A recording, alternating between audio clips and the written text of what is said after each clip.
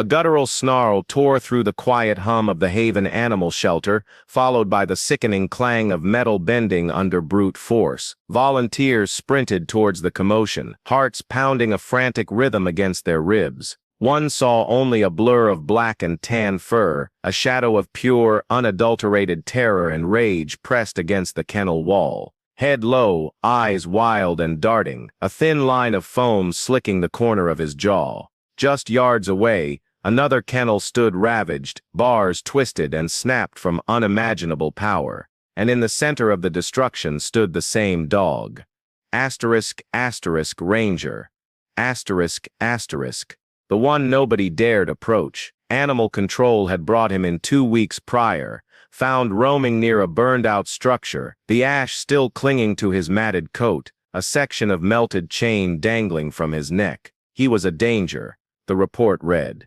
He bit anyone who came near. He'd bitten a handler on day 1 and destroyed his gate the next. Strict orders went out. Nobody enters his enclosure. He was volatile, unpredictable. But when Sarah Miller, a new volunteer, had looked into his eyes that morning, she saw no rage, no savage intent, only a profound, suffocating sadness. Why did such sorrow reside in such a dangerous animal? What forgotten bond had been severed so violently? To understand the heart of this paradox, you need to hear his story. We invite you to listen to Ranger's journey of fear, healing, and unexpected heroism. Please consider subscribing to the **K9 Code Red *** channel and stay with us as we unravel the truth hidden behind the bars.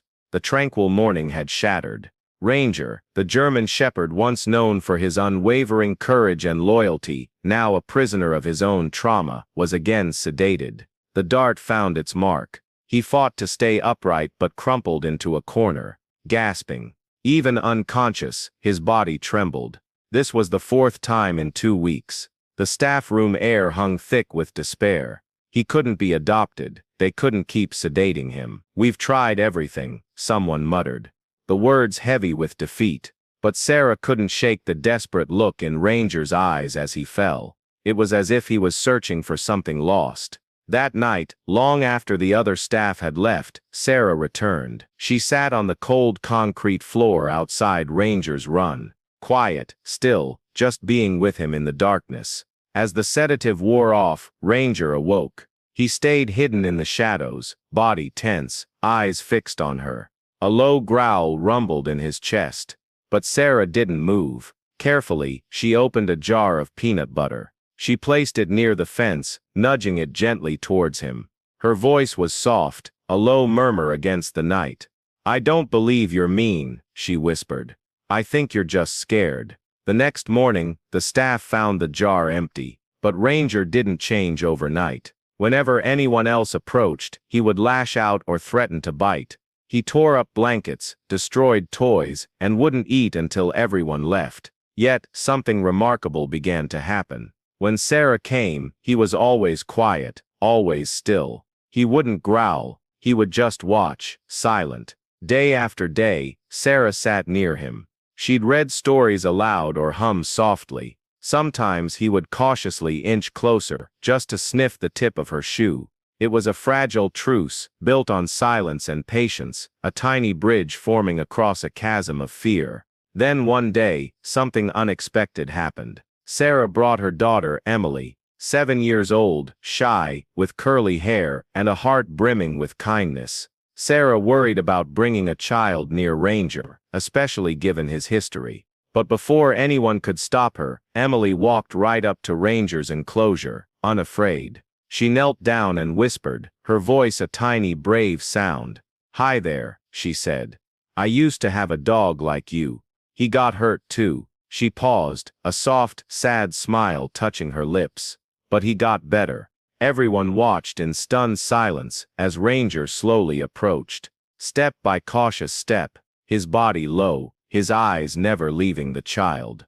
Emily remained perfectly still. From her pocket, she pulled out a crumpled drawing, a simple picture of a dog, with a heart floating above it. She carefully pushed it under the gate.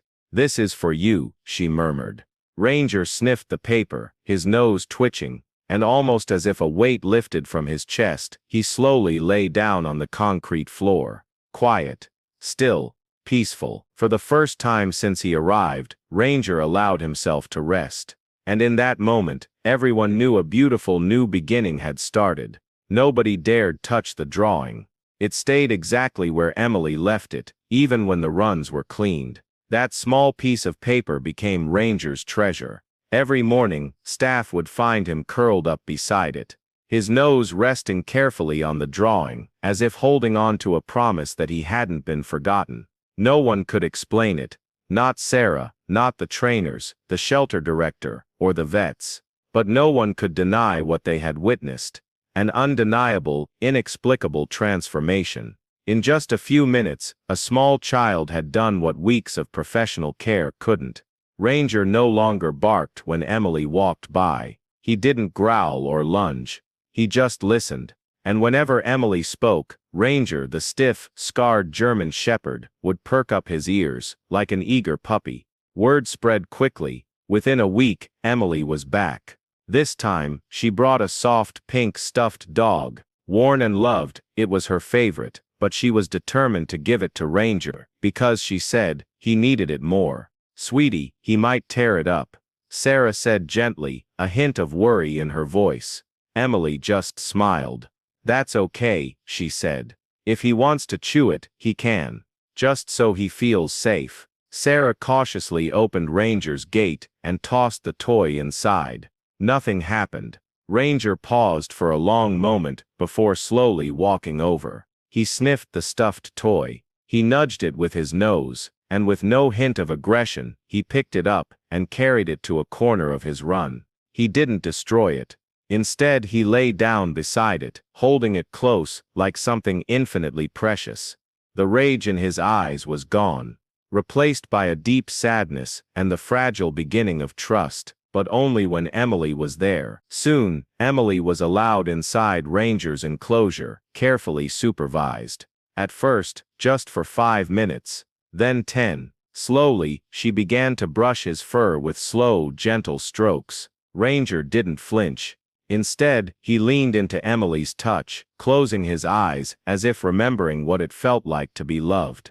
Sarah tried sometimes, hoping to gain that same trust, but a low, warning growl rumbled from his chest. It wasn't as fierce as before, but enough for Sarah to back away. It became clear to everyone at the shelter. Ranger had chosen who would hold the remaining pieces of his shattered heart. He had given them to Emily. The same week, the shelter director received a call. A man named Mr. Peterson called. He was the registered owner on Ranger's microchip. He lived several towns away. He explained that Ranger had been stolen from their home during a break-in more than a year ago. He had searched tirelessly, filed reports, put up flyers in every neighborhood, until hope had finally withered. Suddenly, everything made a terrible, heartbreaking kind of sense. The burnt building, the melted chain, the fear. Ranger hadn't always been lost. He had been a beloved K-9 partner, ripped away from the only life he knew. The director asked Mr. Peterson to visit the shelter. They needed to see if Ranger would still recognize him. The meeting was set for Friday, but as the day approached, a heavy feeling settled in Sarah's chest. She didn't sleep that night. Neither did Emily. What if he doesn't want to leave? Emily whispered, clutching her blanket tight. Sarah didn't know how to answer. All she could do was hope that whatever happened, Ranger would be okay. Friday arrived. Mr. Peterson came to the shelter. He leaned on his cane, clutching a worn, faded photograph. A picture of Ranger as a young dog, sitting proudly beside him on a sunny porch. His voice trembled as he spoke of their bond. How Ranger was always by his side through lonely nights. How he only barked when it truly mattered. He spoke of their last call together, a dangerous raid. The chaos, the separation, his own injury that had left him leaning on a cane. He didn't know what had happened to Ranger that night, only that his partner had vanished. But nothing could have prepared them for what happened next. As Mr. Peterson walked into the yard, Ranger stirred. His ears perked up, not with fear or defense, but with a strange alertness. Slowly, still holding the pink toy gently in his mouth, Ranger stood and looked across the fence. Mr. Peterson's hands trembled, the photograph shaking as he approached. He could barely support himself on his cane. Silence fell over the entire shelter. Even Emily froze, holding her breath for a long moment. The old man carefully knelt down, groaning softly with the effort. He gently placed the photograph near the enclosure. "Remember, boy?" he asked softly, his voice thick with emotion.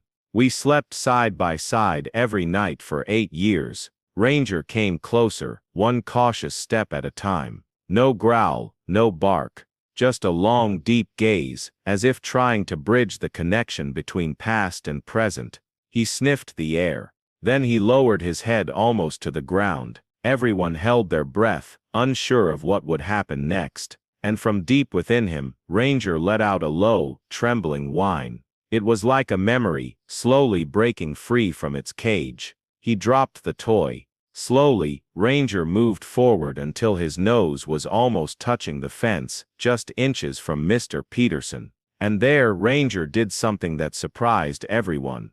He sat down, solid, watchful but hesitant. From his coat, Mr. Peterson slowly pulled out an old leather collar, faded and cracked. His fingers brushed over the name etched on the small brass plate, Ranger. He held it out to the dog. "You saved me that night. Remember?" he said softly. "The night I went down in that alley, you didn't stop barking until the neighbors came for help. I never forgot." At those words, Ranger let out another, stronger, broken whine. Sarah looked at Emily, who was watching with wide, worried eyes. "Does he remember?" Emily asked softly. "He's trying," Sarah whispered, studying Ranger intently. Ranger paced inside the kennel, back and forth, torn between the past and the present. Something in Mr. Peterson reached him, but it wasn't the same comfort he found with Emily. With Emily, he was soft, open. With Mr. Peterson, he was wary, like a soldier trying to rebuild a life before the battle. Finally, Ranger came to the gate and lay down near it, but he remained watchful. Slowly, Mr. Peterson reached the old collar through the fence and placed it on the ground. "You can come home if you want, boy," he said gently, "but only if you're ready." A deep, heavy silence fell over the shelter. Ranger stood up, not towards the collar, but away from it. He walked to the other side of his run, carefully picked up Emily's crumpled drawing, placed it beside the pink stuffed toy, and lay down curled around them. With a long, weary sigh, he rested his head. Mr. Peterson didn't cry. He simply nodded slightly, his face etched with understanding. "I think you've chosen your home," he said softly. The staff stood in stunned silence. They had expected a joyful reunion, but what they witnessed was something far more profound. Sarah walked over and gently placed her hand on the old man's shoulder. "He still loves you, sir," she said softly. "But that little girl, she healed the part no one else could reach." Mr. Peterson smiled faintly. "He trusts Emily," he said softly, "and Ranger deserves to be wherever he feels safe." Outside, Emily stood quietly, holding the open gate to Ranger's kennel. Her small body was steady in its waiting. Ranger hesitated for a brief moment before standing. He didn't look back at the man he had once loved. Instead, he walked straight towards Emily. He stopped beside her and gently rested his head on the child's hand.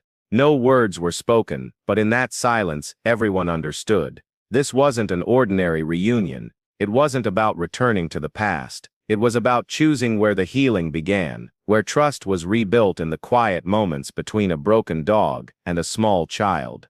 News of Ranger's story spread quickly beyond the shelter walls. People came from miles around to see for themselves. How could a dog once deemed dangerous be so calm around a child? Gently nudging her shoelaces, following her like a lifelong friend, some arrived expecting a show. What they found was something truly human. Two souls who had found solace in each other. Emily and Ranger became inseparable. Every afternoon, Emily would race to the shelter, her backpack bouncing on her shoulders, calling Ranger's name even before she could see the gate. Ranger seemed to sense Emily's approach before anyone else. His head would lift, his tail giving a silent, expectant wag. When Emily finally appeared, the stiff, wounded dog would soften completely, becoming her devoted companion. Sarah often watched from a distance as the quiet bond grew between them. There were no commands needed, no tricks expected, no forced obedience. Emily would simply sit near Ranger, humming softly as she colored in her books. Occasionally, she'd tuck another drawing near his paws. Sometimes, she'd talk to Ranger in soft whispers, about her dad working far away, about trying hard to be brave for teachers who didn't always understand why she was quiet in class. And Ranger would truly listen.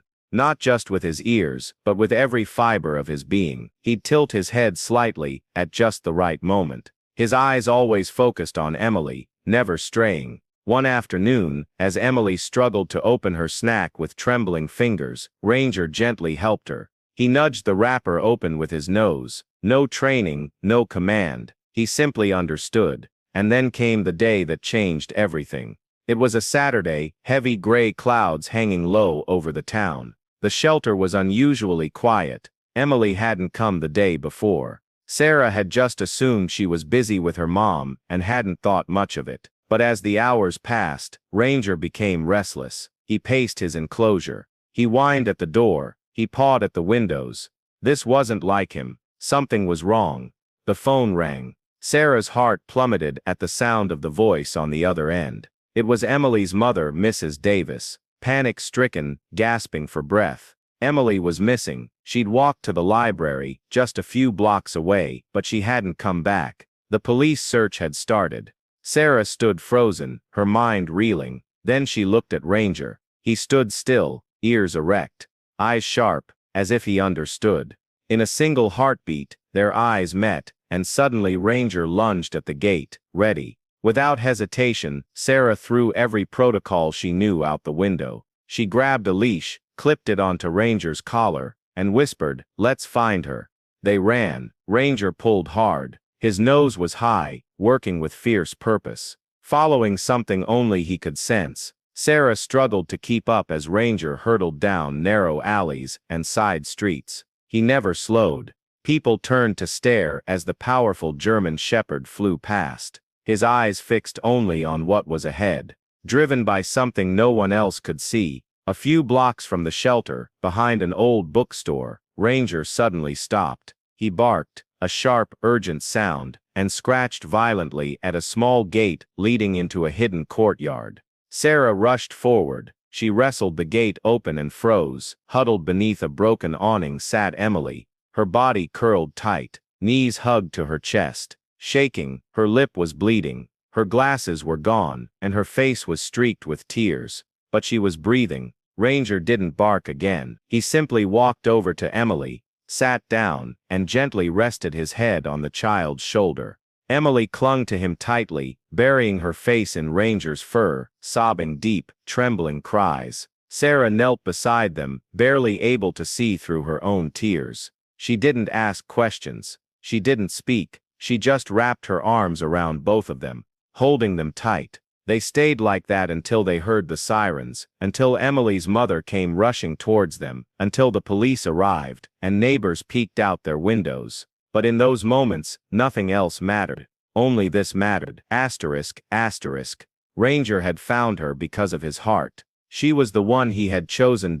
Asterisk, asterisk. From that day on, everyone knew Ranger wasn't just a rescue dog, given a second chance. He was a hero. That same night, he didn't leave Emily's side at the hospital. While the doctors cleaned her cuts and examined her bruises, Ranger waited quietly outside the door. He lay still, as if guarding a part of himself. Nurses whispered about the big German shepherd, amazed by his quiet, steadfast vigil. He barely moved, only his ears would flick, or his head would lift slightly when Emily whined or when footsteps approached. He didn't eat. He didn't sleep. He just waited. When Emily finally left the hospital, wrapped in a soft hoodie, her small hand holding her mother's, Ranger slowly stood to greet her. Emily reached out her trembling fingers, clutched Ranger's thick fur, and wordlessly buried her face in his side. Slowly, gently, Ranger lowered his head, as if he knew how fragile Emily felt. It was a wordless embrace, a quiet promise that he would never leave the child's side again. The next day, the story spread like wildfire through the town. News reports appeared in the papers: rescue dog saves missing child. Local radio stations shared the tale. Even online blogs, television news, and national channels told the story of the once feared German Shepherd who had become an unexpected protector. The shelter, once quiet and overlooked, was now full of visitors. Strangers brought flowers, treats, and handwritten letters. Children held their parents' hands, looking up at Ranger, who had become a symbol of loyalty. But Ranger paid no mind to the attention. He ignored the cameras, the crowds, the applause. Every morning, his eyes searched for only one person: Emily, and whenever Emily returned to the shelter, Ranger's eyes would soften again, with the same steadfast, unwavering loyalty. Mrs. Davis, Emily's mother, who had once been afraid to even walk by Ranger's kennel, now often knelt beside him, gently stroking his thick fur. She had witnessed what most hadn't seen. She saw how Ranger sensed the danger before anyone else, how he acted without hesitation, faster than any adult, and how he had never left the side of a child once considered just another face in a crowded shelter. A week after everything had happened, the shelter staff gathered for a special meeting. Sarah held a piece of paper, her hand trembling slightly. She stood at the front of the room, her voice thick with emotion. "Ranger taught us something," she began softly. "He showed us that no soul is truly lost. And sometimes, the ones with the deepest wounds are the ones who can heal us." Her eyes found Emily and Mrs. Davis sitting quietly in the front. "We've received so many offers to adopt him," Sarah continued. "But there's only one place Ranger truly belongs now." Sarah walked over to Emily and knelt before her. Her voice was quiet. "If you want him," she said, "Ranger is yours." Emily gasped, her eyes wide, then looked at her mother. Mrs. Davis was smiling, tears flowing silently down her cheeks. And in an instant, it was decided. Ranger had found his home, not within the walls of a kennel, not on the pages of a newspaper, but in the heart of a little girl who needed someone to believe in her, just as Ranger had once needed someone to believe in him. From then on, life settled into a quieter, steadier rhythm. Ranger embraced his role as the family dog, though there was never anything ordinary about him. Every night, he slept at the foot of Emily's bed, sometimes carefully resting his head on the child's feet, waking only when she stirred. He waited for Emily at the school gate every afternoon. He sat beside her as Emily read stories aloud in the garden, gently nudging her with his nose whenever he sensed sadness in her eyes. Slowly, Emily blossomed. She smiled more often. Her voice grew stronger and more confident. She started raising her hand in class, offering to read in front of her classmates. Her teachers noticed, her friends noticed, but it wasn't just Emily's growing confidence that captured everyone's attention, but the constant presence at her side. The loyal dog, always there, always ready, never letting her feel. One warm spring afternoon, the mayor invited Emily and Ranger to a special gathering in the town park. A small crowd applauded and cheered as Ranger was presented with a golden heart-shaped tag. Engraved on it were the words, "For the dog who saved a child and taught us the true meaning of loyalty." But for Emily, no medal was needed. Ranger had saved her life long before that day, in ways no one else could truly understand. Years passed. Emily grew taller. Her voice grew even stronger, and even as Ranger grew older, even as he needed longer naps, he still followed Emily wherever she went.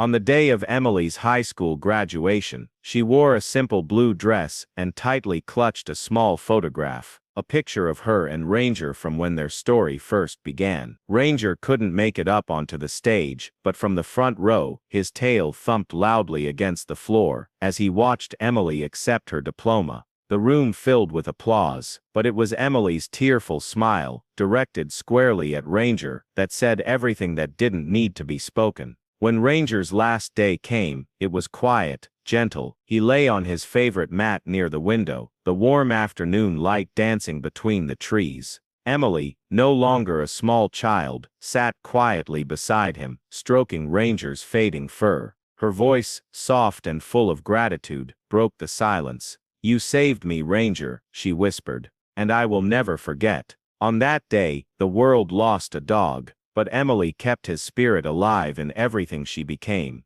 She dedicated her life to helping rescue dogs, helping them find their own second chances. And sometimes, on quiet days when the wind blew gently, Emily could almost feel the faint wag of a tail behind her, a reminder. Because love like theirs, true, steadfast, could never truly be broken. It never truly disappears. It lives on, carried in every heart it ever touched. And so the story ends, not with a simple happily ever after, but with a question: did Ranger the loyal K9 find solace and peace with Emily because he finally found a home, or because he finally found a purpose beyond the one the world had broken? Was his value only recognized once he performed an act of human heroism, rather than simply being valued for the damaged, fearful animal he was? His loyalty was celebrated, his past trauma overlooked by the crowds. He was a hero, yes, but was he ever simply just a dog,